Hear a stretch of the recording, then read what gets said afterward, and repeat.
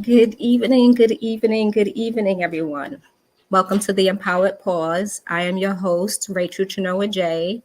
Today is Wednesday, March 27th, the last Wednesday of the month. I cannot believe that Q1 or the first quarter of the year is pretty much done, right? Time is moving so fast and there's so much happening. But, every week we come here to basically take a pause, right? So I am going to go into our this is the conclusion of our 3 week series where women and mental health. But before I actually start that, let me just give you a little information about Speak Initiative for those of you who do not know what Speak is. So again, Speak Initiative is a nonprofit peer support organization that whose mission basically is to reduce the stigma around suicide and mental health in the Black and Brown communities by allowing our partners to speak, be heard, and live fully. Speak actually stands for Suicide Prevention through Empowerment, Action, and Kindness. We are a peer support organization that stands in the gap with people who are experiencing mental health challenges or who have had suicidal ideations. We stand in the gap by combating the rise of suicide in Black communities, eliminating negative stigma around mental health, amplifying access to resources and support for mental health, and supporting and encouraging those affected by suicide to speak, advocate, and end the silence so that more people can actually survive, right? So that's what we do here at Speak Initiative. Again, I am Rachel Chenoa J, the founder and executive director of engagement at Speak. So today is part 3 of our Women in Mental Health series, and I want to highlight a few women who have done groundbreaking work in the mental health field. We cannot have this conversation without mentioning Dr. Inez Proser. She was the first African American woman to receive her doctorate degree in psychology. She is most known for her integral work in the landmark case Brown versus Board of Education. That's the case where the country explored desegregation in schools. And Dr. Prosen was also very active in helping many Black students obtain funding for college, as well as teaching in her later years at historically Black colleges. So she is the first Black woman to actually be able to receive her doctorate in psychology.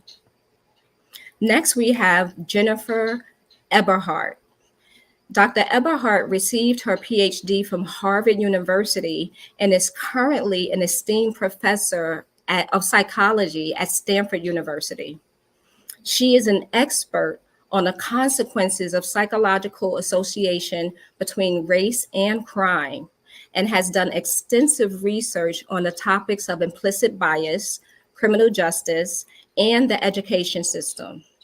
Dr. Ebhardt's work has provided the evidence needed to educate members of law enforcement in implicit bias training in hopes to improve policing and help maintain trust with communities that they serve. In 2014, Dr. Ebhardt's work earned her the famous MacArthur Genius Grant Fellowship. So she has done extensive work with law enforcement, which is really helpful in learning how to interact with our communities, right? Next, we have Dr. Joy Harden Bradford, who's a licensed psychologist with a PhD from the University of Georgia. Now, Dr. Bradford focuses on mental health topics within the African American community and the importance of Black women setting boundaries to safeguard their well-being. Dr. Bradford currently has a popular mental health platform called Therapy for Black Girls, which is an online space dedicated to encouraging the mental wellness of Black women and girls, with content varying from confronting racial injustice at work to self-care, personal development, and so much more, right?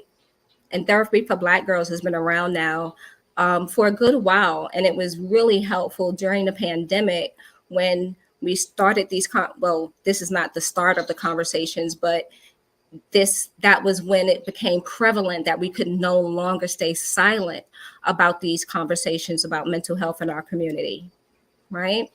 And last but definitely not least is an author by the name of Bebe Moore Campbell.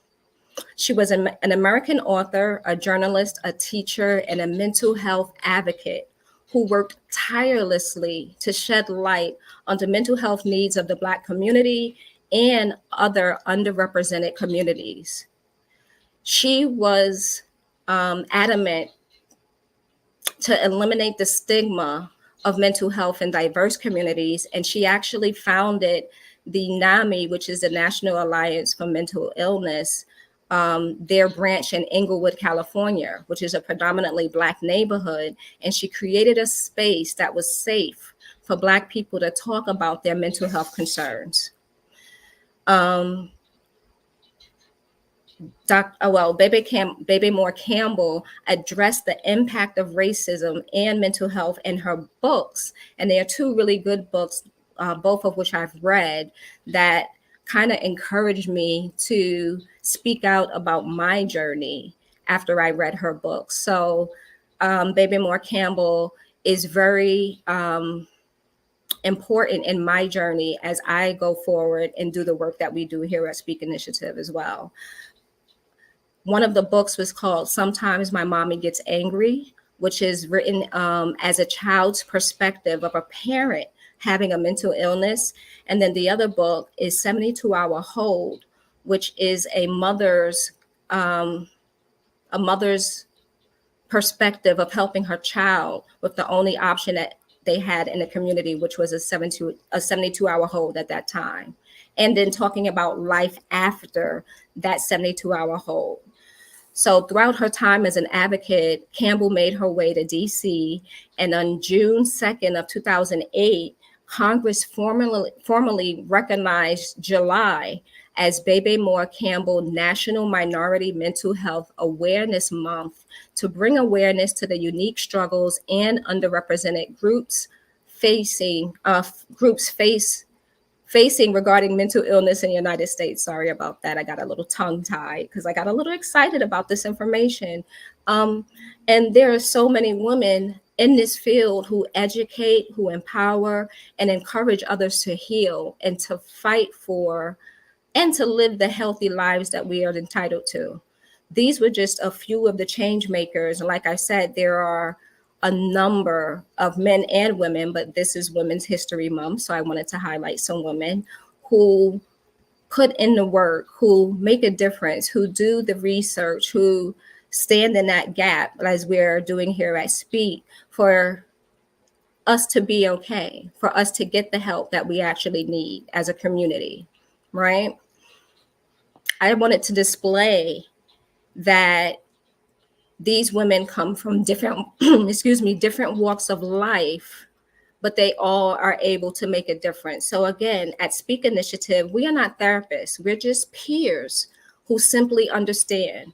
We're here to be a resource and offer additional resources to those who may want them or need them. We are here to offer help and guidance. So if you want to resume or continue your mental health journey to being your whole self, we are here to assist with that. Okay, so that was the Empowered Pause for today. I know I went through it a little quick, but I wanted to highlight those 4 women because they are 4 of my heroes who made this endeavor of ours possible, right? So I just wanted to say, thank you again for spending time with me today. Join us next Wednesday when we'll have an all new Empowered Pause as we spring into April. Please look out for our upcoming announcements around the community events that Speak Initiative will actually be engaged with and offering during the coming months. And please comment. Please share this video, like it, comment, share it to people who you may know who may need resources, and share our information as well, who You may not know who you're helping by sharing information. Please also visit our website, sign up for our newsletter so that you can stay up to date or perhaps support someone with a donation. Remember, our voices hold power, but only if we speak. Remember to speak love, choose life, and take care. Until next time, I'll see you next week.